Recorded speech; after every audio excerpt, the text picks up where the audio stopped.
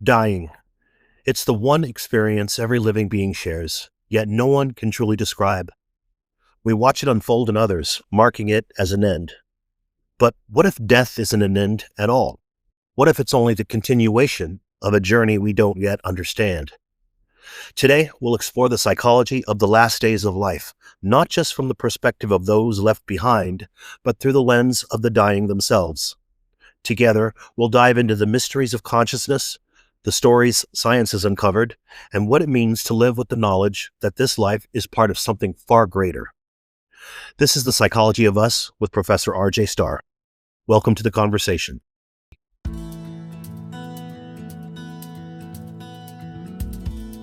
Welcome to The Psychology of Us, where we explore the fascinating ways our minds shape our lives, relationships, and the world around us. I'm Professor RJ Starr, your guide on this journey into the heart of human behavior. Whether you're a psychology student, enthusiast, or simply someone curious about why we think, feel, and act the way we do, this podcast is for you. Each episode will dive into topics that touch our everyday lives, unpacking theories, exploring intriguing questions, and offering insights that help us better understand ourselves and one another. Throughout our time together, I'll also invite your thoughts, questions, and topic suggestions. You can email me at profrjstarr, and that's star with 2 R's, at outlook.com, profrjstarr at outlook.com. Your feedback will shape future episodes and help ensure this podcast feels like a conversation between us. So, let's begin this journey together.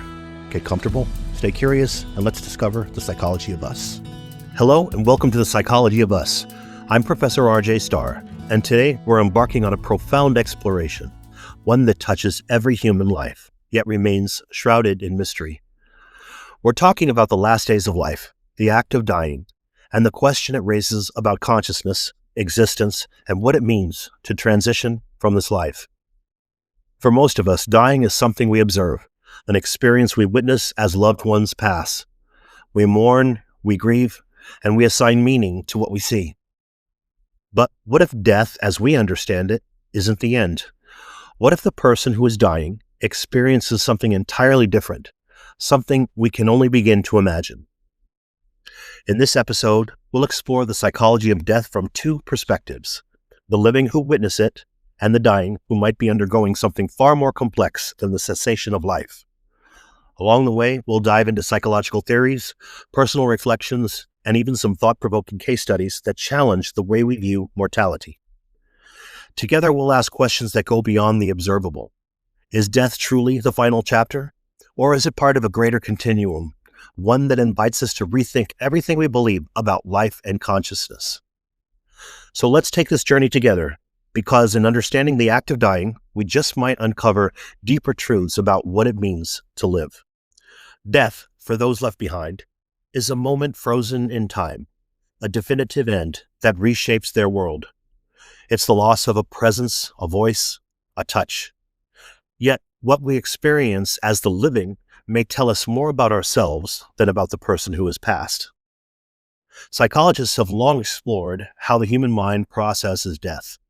Our understanding often begins with Elizabeth Kubler-Ross's 5 stages of grief: denial, anger, bargaining, depression, and acceptance.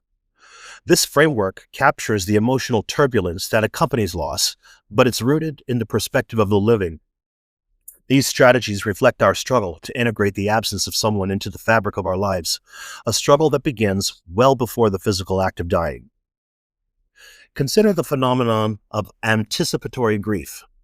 Families of terminally ill loved ones often begin mourning long before the final breath. They watch the decline, bracing for the inevitable, while simultaneously clinging to hope. This tension between holding on and letting go illustrates how deeply we, as observers, impose our own narrative on the act of dying. For the living, death becomes a mirror, reflecting fears, regrets, and unfulfilled desires. Now, think about attachment theory. John Bowlby's research on attachment bonds help explain why loss feels so profoundly disruptive. When a loved one dies, the attachment system that once provided security is abruptly severed. It's not just the absence of the person, it's the loss of what they represented: a source of safety, connection, and love. For those left behind, death becomes a psychological rupture, forcing them to reorient their world in its wake. But beyond personal grief lies a broader cultural narrative. Terror management theory, developed by Jeff Greenberg, Sheldon Solomon, and Tom Pisinski, offers a compelling lens to understand why humans respond to death as they do. This theory posits that much of human behavior is driven by a need to manage the existential terror of knowing that they will one day die. We create cultural systems, rituals, beliefs, and practices to give death meaning and a sense of order. From funeral rites to memorial traditions, these behaviors help the living process the incomprehensible. Let's consider Evelyn. A woman named Evelyn cared for her husband, Robert, as he battled a terminal illness. In his final days, Evelyn described feeling as though she were standing on the edge of a cliff, watching him slip further away. For her, Robert's death was not just a singular event, it was a culmination of tiny losses that had occurred over months. His ability to walk, to speak, to recognize her face. Each moment brought its own grief, and by the time Robert passed, Evelyn felt as though she had already lived through his death 100 times. Evelyn's experience illustrates a profound truth. For the living, death often begins long before the final moment. It is not a single event, but a series of experiences that unfold as we observe and anticipate what we cannot control. What's fascinating, though, is how this observational experience shapes the narrative of death. The living see it as an ending, a stark and undeniable conclusion. But what if this perception is incomplete? What if the act of dying is experienced entirely differently by the person transitioning?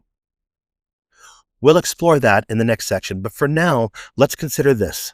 The way we view death is shaped not only by the event itself, but by our own psychological need to make sense of it. Perhaps this is why we often turn to rituals and shared expressions of grief. They help us close a chapter we can never fully understand. Yet even as we seek closure, we are left with questions. Is death really an ending? Or is it something we, as the living, have framed in ways that make sense to us, but may not reflect the truth for the person who has passed? It's here, at the intersection of observation and experience, that we begin to uncover the profound complexities of dying. For while the living see death as a finality, the act of dying might tell an entirely different story.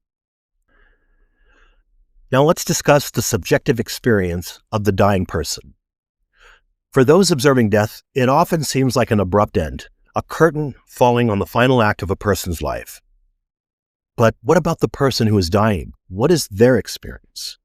Does it align with the finality the living so readily attribute to it? Or could it be something entirely different, something we're only beginning to understand? To explore this, let's first consider the limits of what we know.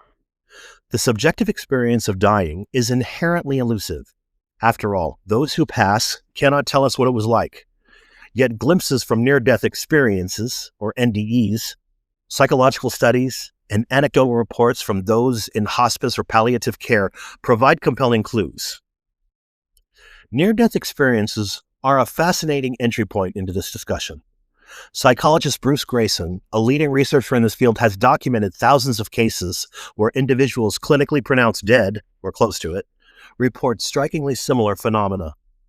These include sensations of peace, detachment from the physical body, movement through a tunnel-like structure, encounters with light, and feelings of profound love or unity.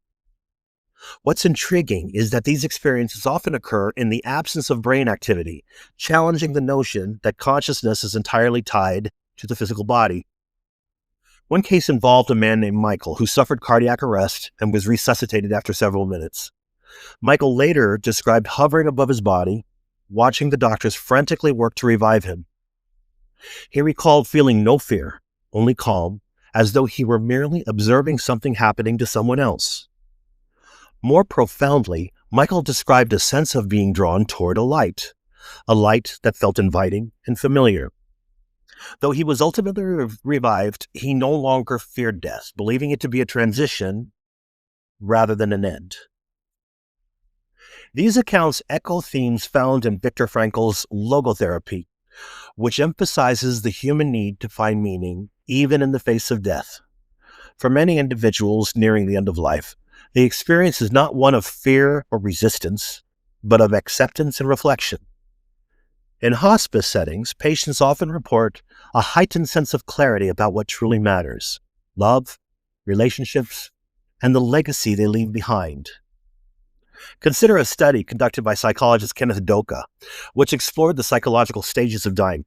Doka found that many individuals at the end of life experience what he called transcendence, a shift from a focus on physical survival to a deeper connection with the spiritual, the symbolic, or the eternal. Dying individuals often describe dreams or visions of deceased loved ones, peaceful landscapes, or even a sense of being prepared for what comes next.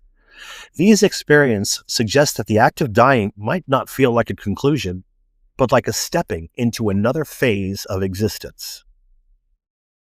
So this brings us to an interesting question. Do dying individuals always know they are dying?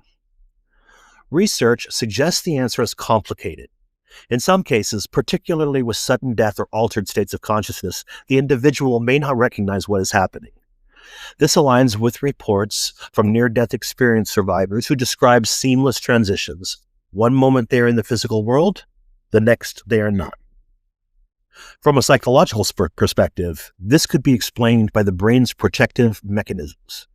When faced with extreme trauma, the mind may shield itself by altering perception, creating a sense of detachment or timelessness. But what if it's not just psychological? What if this seamless experience hints at something more, an inherent continuity of consciousness that persists beyond the physical? Here we can draw from Carl Jung's concept of the collective unconscious. You see, Jung believed that the psyche contains universal elements shared across humanity, archetypes, symbols, and a deep connection to something greater.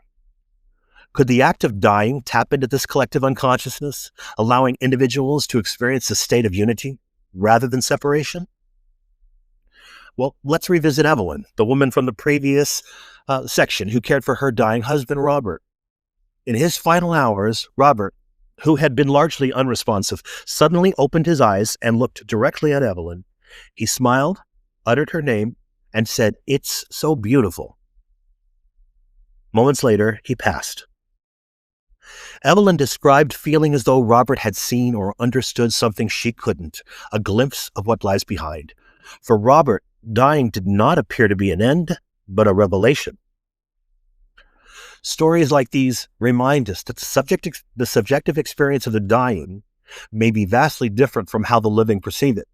Where we see finality, they may feel continuity. Where we see loss, they may feel connection. So what might this mean for how we understand death? If dying is not an abrupt cessation, but a transition, does that change how we live? And what does it reveal about consciousness itself? These are questions we'll explore further as we delve into the possibility that dying is less about ending and more about moving into something we cannot yet comprehend, a transition that might even transcend the dimensions we currently inhabit. Because if dying is a continuation, then perhaps it's not death at all, but simply the next step in a far greater journey. Let's discuss multidimensional perspectives on dying. When we think about death, we often imagine it as the final chapter in a linear story, a definitive end to a life contained within the boundaries of the physical world, a beginning and an end. Very two-dimensional. But what if this perspective is incomplete? What if death, rather than an end, is a shift, one that moves us into dimensions of existence we cannot yet see or fully understand? Let's begin with the work of Carl Jung, whose theories offer a compelling entry point into the idea of multidimensionality. Jung proposed that beyond the personal unconscious, the reservoir of our own memories and experiences, exists the collective unconscious, a shared pool of archetypes and universal symbols that connects all of humanity. Jung saw death not as a conclusion, but as a process of integration, where the ego dissolves and the individual psyche reunites with this vast collective whole. Jung's writings often explored the symbolic nature of death, He described dreams and visions of his patients near the end of life, many of which reflected themes of transition, crossing rivers, ascending mountains, or passing through doors. These symbols suggest that the psyche may understand death not as annihilation, but as a journey into a greater unified state of being. If we accept Jung's view, then dying is less about ceasing to exist and more about returning to a fundamental source of connection that transcends the individual self. This brings us to the idea of multidimensionality, a concept that stretches beyond psychology into fields like physics and metaphysics. In recent years, theories of quantum consciousness have gained traction, offering a bridge between science and the mysteries of existence. These theories, inspired by quantum mechanics, suggest that consciousness may not be confined to the brain or even the body. Instead, it could exist as a fundamental, non-local phenomenon, one that interacts with the physical world but is not bound by it. One of the most intriguing proponents of this idea is Stuart Hameroff, an anesthesiologist, and Roger Penrose, a physicist, who developed the OR theory of consciousness. They propose that consciousness arises from quantum processes within the microtubules of brain cells, and when the body dies, these quantum states may persist. In this view, death is not an erasure of consciousness, but a release, an entry into a broader, multidimensional field. Consider this. If consciousness is indeed non-local, then what we perceive as death might simply be a transition from one state of being to another. The analogy often used is that of a radio signal. When the physical body, like a radio, ceases to function, the signal of consciousness doesn't vanish, it continues to exist, possibly in another dimension or form. To make this idea more relatable, let's return to a real-life story. A hospice nurse once described the final days of a patient named Helen. In the hours leading up to Helen's death, she began speaking as though she were communicating with someone unseen. She smiled and gestured toward the corner of the room where she claimed to see her late husband. Her words were calm, confident. "He's waiting for me. I'm ready now." For Helen, the boundary between life and death seemed to dissolve, replaced by a seamless transition into what she perceived as another state of existence. Experience like Helen's aligned with Jung's notion of synchronicity, meaningful coincidences that reveal connections between the inner and outer worlds. Could it be that as individuals near death, their consciousness begins to align with dimensions or realities that are normally hidden from us? Jung believed that death, much like life, was a moment of profound transformation, one that unveils the interconnectedness of all things. Another angle to consider is the philosophical concept of panpsychism, which suggests that consciousness is a fundamental feature of the universe, much like energy or matter. If this is true, then the death of the physical body might not extinguish consciousness, but instead change its expression. Just as water can shift from liquid to vapor, consciousness might continue in a form beyond our current understanding. To explore this further, imagine how multidimensional existence could reshape our view of death. In physics, string theory suggests the presence of multiple dimensions beyond the three we can perceive. What if death allows us to step into one of these dimensions, much like moving from one room to another? For the dying person, the transition might feel seamless, as though they are continuing a journey rather than ending it. These ideas don't just challenge our understanding of death, they challenge our understanding of life. If consciousness exists beyond the physical, then the boundaries we perceive between life and death might be an illusion. And if death is a transition rather than a termination, then how we approach the final days of life, our own and those of our loved ones, might change profoundly. For the living, this perspective offers both comfort and wonder. It suggests that the person who has passed isn't gone, but has simply moved beyond the limits of our perception. For the dying, it invites the possibility that what lies ahead is not a void, but a continuation, a new chapter in a story that transcends physical existence. As we move forward, let's keep this question in mind. If death is not the end, but a doorway to something greater, how might that change the way we live?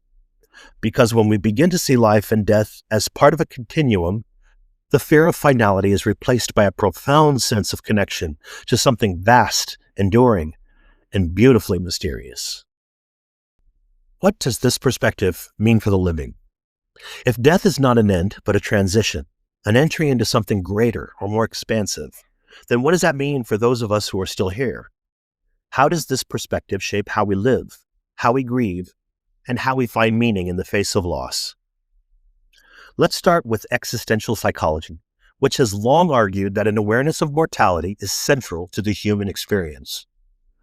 Irvin Yalom, a pioneer in this field, suggests that confronting the reality of death can be one of the most liberating experiences of our lives. In his work on death awareness, Yalom describes how facing our impermanence can help us strip away distractions and false priorities, allowing us to focus on what truly matters. Think about it. When we accept that life is finite, or at least that this phase of it is, we become less preoccupied with superficial concerns. We stop delaying our dreams, we mend fractured relationships, and we embrace the present moment with greater intensity.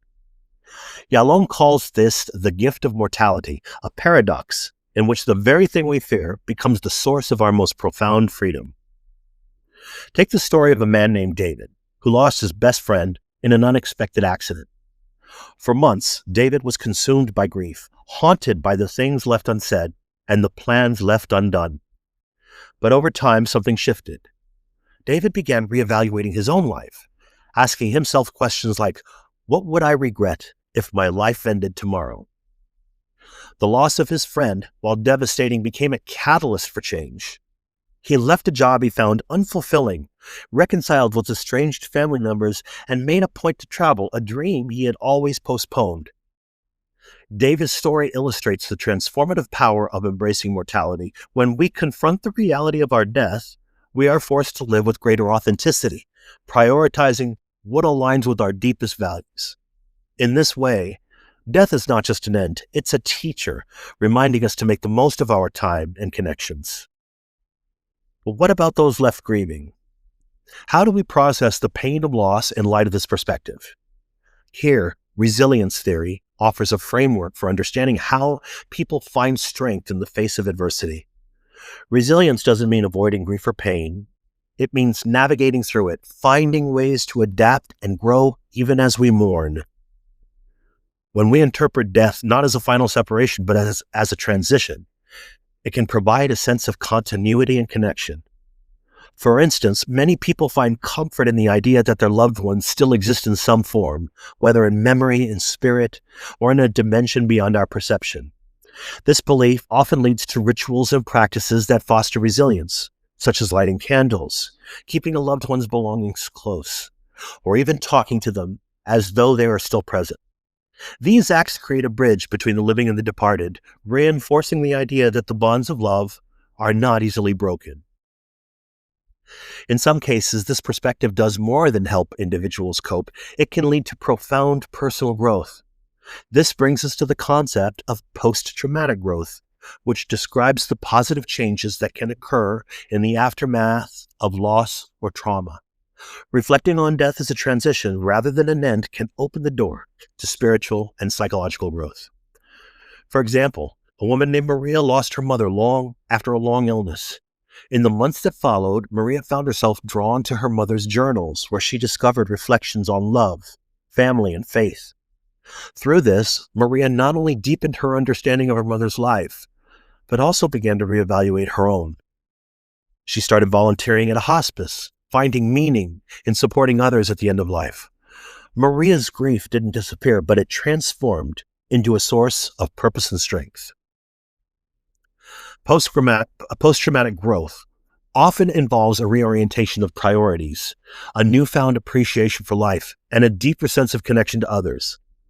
When we see death not as annihilation, but as a continuation, it invites us to imagine how we, too, are part of something greater. This perspective can turn loss into an opportunity for growth, reminding us that even in the face of death, life offers endless possibilities for meaning and transformation.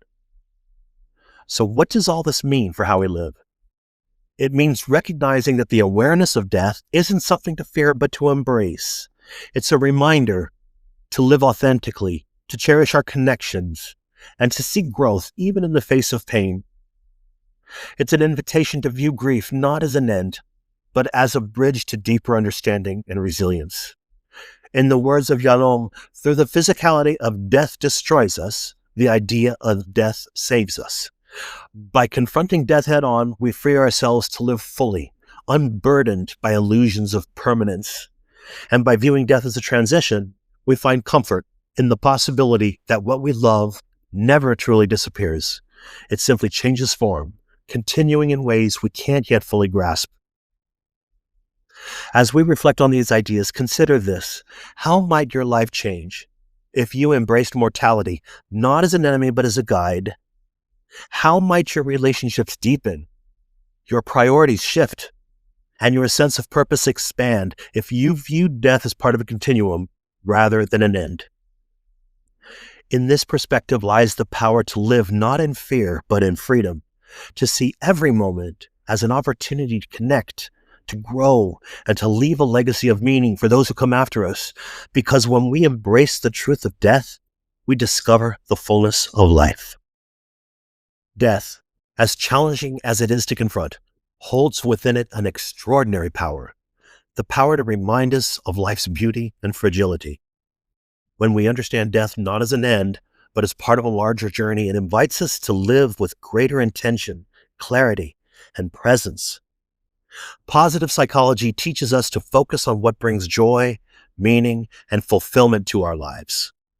In this context, the awareness of death can serve as a profound motivator to cherish the moments we have. It's a reminder that life's fleeting nature isn't a flaw. It's what makes it precious. The sunsets we stop to admire, the laughter we share with loved ones, the quiet moments of reflection, all of these take on greater significance when we realize they are not guaranteed. Gratitude, a cornerstone of positive psychology, becomes even more powerful in the face of mortality. By cultivating a habit of gratitude, we shift our focus from what we fear losing to what we are fortunate to have. Reflecting on the people, experiences, and even challenges that have shaped us helps us embrace the impermanence of life with a sense of peace. After all, to love, to connect, and to grow is to experience life in its fullness, and that includes its fragility. Mindfulness, too, offers a way to meet the reality of death without fear. By grounding ourselves in the present moment, we learn to let go of the anxieties that stem from uncertainty about the future. Instead of fixating on what might be or what has already passed, we can fully experience what is. In doing so, we come to see that the present, the only moment we truly have, is enough. Mindfulness allows us to embrace life as it unfolds, moment by moment, without resistance. This perspective aligns beautifully with Carl Jung's idea of integration. For Jung, the journey of life is one of wholeness, a process of bringing together all aspects of the self, including those we fear or avoid. Death, in this sense, is not separate from life, but a natural and necessary part of it. It's a chapter in the story of becoming whole, a step toward integrating the known and the unknown. Jung often spoke of death as a return to the collective unconscious, where the individual self dissolves into something far greater. This is not an erasure, but a reunion, a homecoming to the source of all existence. To integrate death into our understanding of life is to recognize that it, too, holds meaning and purpose. It is not the opposite of life, but is its complement. Together, they form a complete picture of what it means to exist. As we close this exploration, I invite you to reflect on what death teaches us about living. How might your days be different if you saw every moment as a gift, every connection as sacred, and every experience as part of a greater whole? How might the awareness of life's fragility inspire you to live with more courage, gratitude, and love? How might you let go of all of your all-caught-upness on such petty, trivial things? Perhaps the greatest lesson of death is this: it is not something to be feared, but understood. It reminds us to let go of the trivial, to embrace the meaningful, and to live fully while we are here. And when the time comes for us to cross that threshold, perhaps we, too, will find that it is not an end, but a continuation, a step toward the wholeness that has always been within us. Thank you for joining me on this journey into the psychology of the last days of life. It's a conversation that touches us all, and I hope it has brought you a sense of wonder, reflection, and perhaps even peace. If you enjoyed this episode, please take a moment to follow, subscribe, and share the podcast with your friends. Your support helps us grow and reach more people who can benefit from these conversations. And if you have any questions, feedback, or ideas for future episodes, I would love to hear from you. You can email me at profrjstarr@outlook.com. That's profrjstarr, star with 2 R's, @outlook.com. Death, when viewed not as an end, but as part of the ongoing journey of existence, becomes less something to fear and more something to understand. It teaches us to value the fragile beauty of life, to live with gratitude for each fleeting moment, and to embrace the unknown with curiosity and courage. By integrating death into our understanding of what it means to be whole, we honor both its mystery and its purpose. And perhaps, in so doing, we come to realize that the story of life does not end with a period, but continues, evolving in ways we may never fully grasp. In the face of this profound truth, let us live boldly, love deeply, and find peace in the timeless continuum of our shared existence. Until next time, thank you for listening to The Psychology of Us with Professor RJ Starr.